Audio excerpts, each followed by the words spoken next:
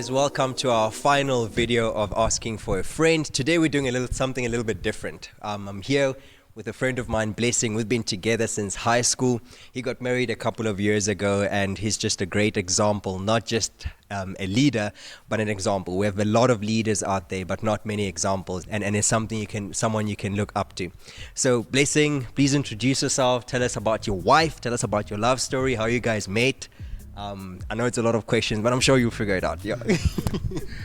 Okay, first of all, thank you for having me here. It's really a pleasure to be here. Well, the story of my wife, guys, it was in 2016. What's her name? Oh, her name is Nadine. Yes, she comes from the Free State, but at that time she was residing in Pretoria. So we met social media. We met on social media. I was running a page, a certain page I was running, and she happened to like the page. Okay. So it told me that this person has liked your page. Nadine liked your page. So I said, no man, something is not right about this. People have been liking my page, but this one is special. Yeah? Exactly. So that's what I did. After she liked my page, I said no. I contacted her. I just went straight into a DM, slide in the DM. You know, it happens in the DM. Yeah, it goes down in the DM. So, yeah, I just slide in the DM and we spoke. And when we spoke, she seemed like a person who was already expecting me. She never played hard to get. She never played anything. She seemed like a person who was already expecting that from me. Then, yeah, that's how we met. We started talking. Then we decided to meet on our first date, and she paid. That was the good part of it. Then you knew she was the one. Then I, see, if a woman can pay on the first date, no, she's the one. Yeah. Tom, was it like, because one of the questions is love at first sight a real thing? And when is the right time to say I love you for the first time? When did you know that I actually love this person? Because you spoke of you meeting online. When was the first time you were like, I think this is the person I want to spend the rest of my life with? How long did you take to say I love you, and what pushed you to say stuff like that? Okay, firstly, when we met, there was a lot of friendship. There was a lot of friendship that we had. You know, I know it's usually like that. When you meet a person, there's too much friendship. But this was beyond just friendship. It looked like a person who had already known me, and we've already known each other for a long time. But at that point, I didn't really say I love you or anything. We didn't commit ourselves to anything. But I enjoyed the meal, though, because she paid. And to me, it was like, usually I was used to whenever you're taking a person out, you should be the one paying. So, okay, there's something I have to say, though. When she came with her friend. Maybe she thought I was going to kidnap her or something. Okay. She came with her friend.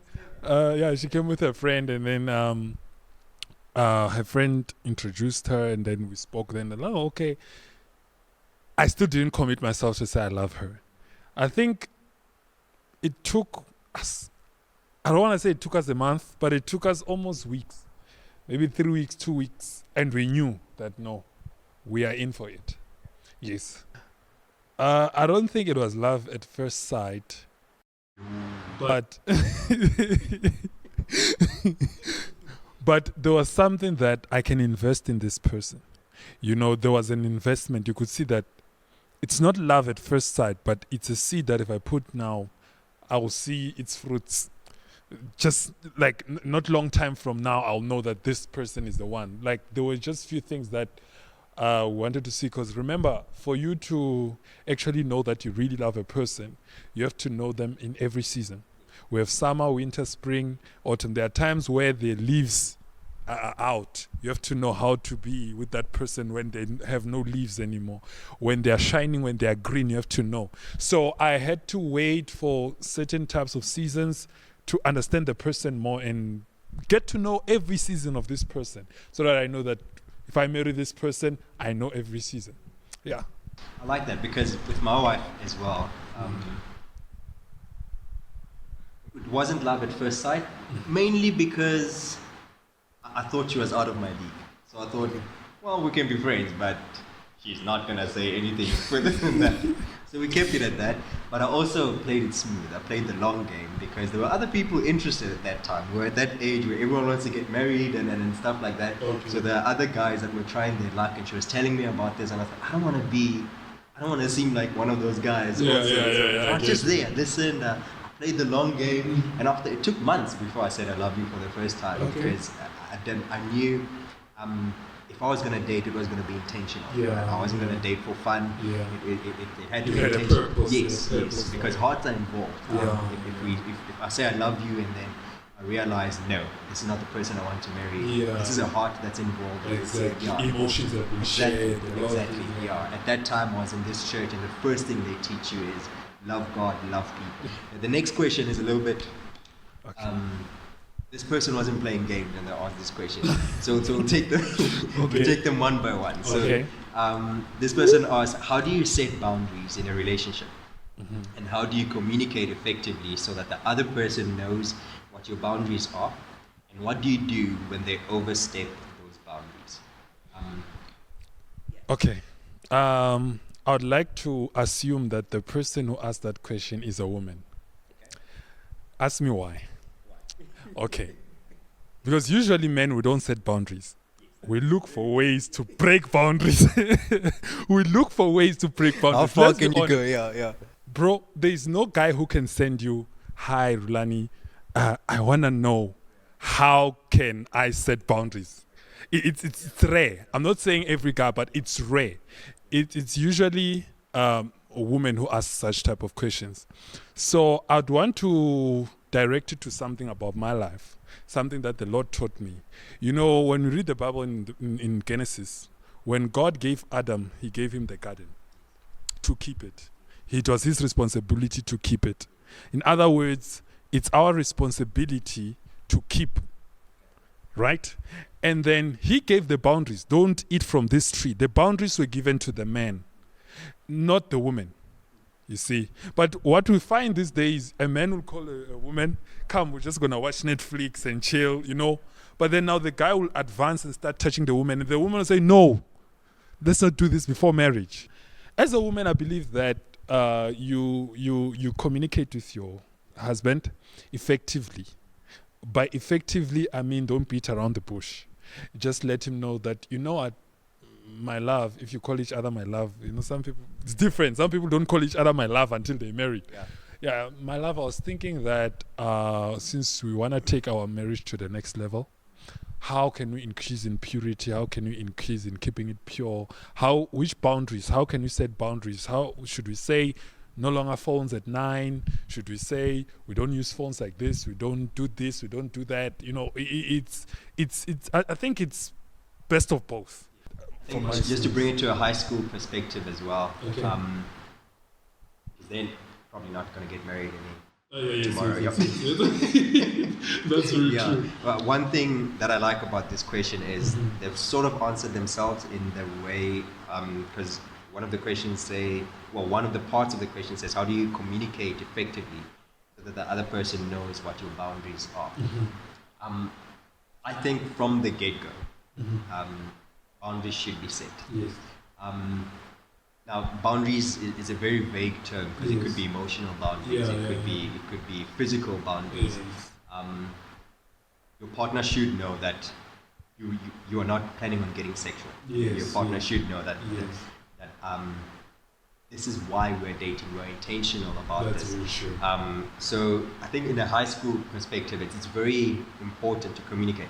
And the nice thing about high school is you only have to do it once. And if that relationship doesn't work out, word will get around that you have these boundaries in place. Exactly. Yeah. So you build a reputation. So the first couple of times might be different. I'm assuming that you get in a relationship, maybe it doesn't work because you're not compatible emotionally or whatever reasons that people don't work out.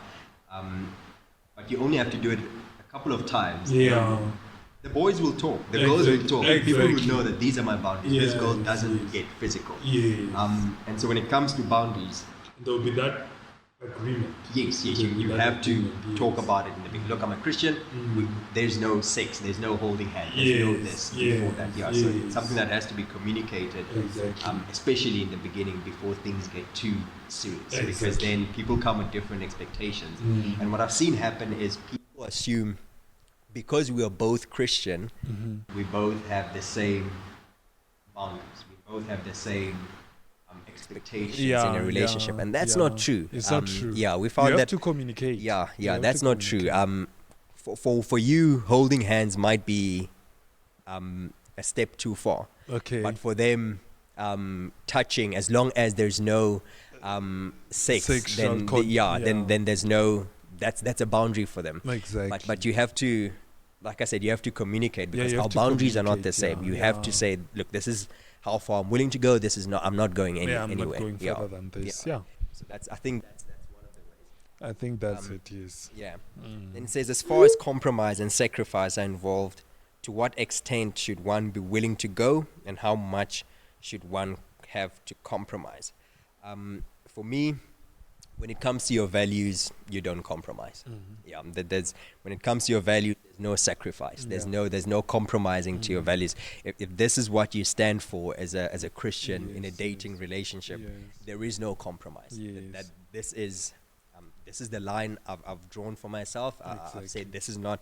I'm not crossing this line until marriage. Yeah. So there's no compromise. We're not going anywhere near that line. We're not going to see how far we're going to push it until, that there is that. So when it comes to your values, I would say no compromise, no sacrifice. Yeah. I don't know what you think about it. I agree with you. It's very important for a person to have a purpose and not let anybody disturb that purpose. If my purpose is to keep myself pure, yes, I like you. You really tickle my tinkling, but I gotta keep my purpose. I know that my purpose is that I wanna keep myself pure. So I think you've said a lot. You've said a mouthful on that one. You actually said exactly what I wanted to say. Exactly. This one is different. So I'm going to need your input. How do you know about growing your partner? And what steps should you then take when that happens? This one, it got me thinking also. But something that I've noticed is that usually people, they don't outgrow their friends, but they outgrow their partners, which means something is not right somewhere. Because me and you, brother, we may stay 10 years without talking, but the day we meet, we won't fight. You won't say, but why weren't you calling? But sometimes when it's relationships, you stay 10 years without talking. Just make, okay, that 10 years is too much, I know. Far-fetched, but I'm just making an example. Yeah. And you'll see, the day they meet, they're like, you didn't call. You're like, hey, what are you doing? You see, it's because I think we've taken relationships too serious and left the friendship part. Okay. Friends, they can fight today, they just make up. But when it comes to apologizing to your boyfriend or the girlfriend or the person that you're dating, you find it hard. But if you can step on me as your friend right now, you can come, hey brother, I'm sorry man, I didn't say well.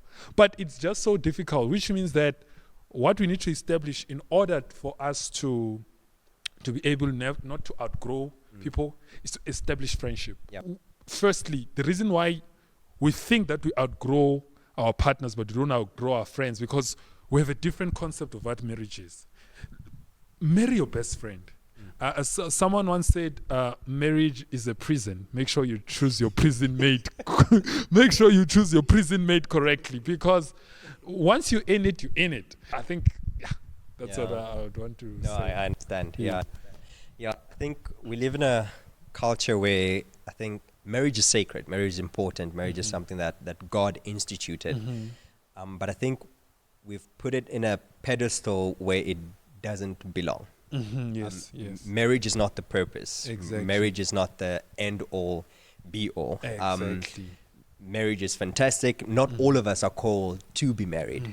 So it's not if you if you are one of those people that are called to not get married, and you can continue like Paul, like Jesus, like John the Baptist, some of the women in the Bible that continue their whole lives without being married but were used by God, then it's fine. You didn't. There's not a step in your growth as a person that you've missed. Yeah. Exactly. If you cannot get married and stay pure, then go for it. Go for it. Yeah, then go for it. Exactly. But it doesn't mean that you've lost out on some. God can still use you God even can if still use you're you. single. Exactly. But if you can keep your purity and not get married, if you can be right with God and not get married, if you can treat people like God wants you to treat, then don't do it. Exactly. Don't do it. Yeah, it's not a must. I love what you said. If you can keep yourself pure, then it's very easy. Because Paul said something, says, if you're having a burning desire, then get married. You know, so that I've learned actually there are certain people who don't want to get married.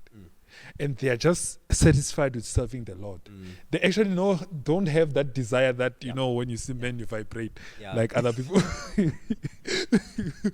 They don't. There are people like that. And there are people like that. And I believe that, just like you said, I will agree with you, that it's not, marriage is not for everyone. No, or sometimes it's a matter of looking at marriage itself, right? Looking at marriage itself is that thing that, okay, do I really want to be there, or am I just flattered by it because everyone else is doing it? I think it's very important to be true to yourself. True to yourself and true to God. But stay pure. Stay pure. Exactly. It's very important. Very important. That's very important. You touched on bring it back to high school. I think I heard one pastor say that if don't get into a relationship because you are thirsty. Now that's the same advice I would give someone going grocery shopping. You don't go there hungry because you end up just buying stuff that you didn't want. So if you are thirsty, physically, emotionally, no one is going to fix that. Because what happens is if you go into a relationship because you're thirsty, then your standards drop, and that's where compromise start coming in, and you get into a relationship with someone that you knew emotionally you're not in the same place, intellectually you're not in the same place. So after a while, when the infatuation phase goes away, you feel like you're outgrowing your partner. Meanwhile, you were never in the same level. You were never in the same level. So don't go in there because you're thirsty, just because they look cool and you can't control yourself when you see them. The beard. So don't go in there because of thirst. Don't go in there because of thirst. Go in there because of a purpose. Dating can be fun if you do it right. I don't know if there's anything you want to add. I think I'm done. I think just to add on what you said right now, that don't go into a relationship when you're thirsty, because you know when you're thirsty, there are certain things that you'll do in order to attract a person. You know, you'll go and buy that nice outfit you saw from Beyonce because you think. But remember, if you do something to attract a person, you'd have to make sure that every other girl does not wear the same skirt you bought to keep your man. So already, if you're going with thirst, you're going to go with that thing. I have to have him. I have to have him. But no, that's not the route to go. That's true. I like that. This video is way too long. We're done. Bye.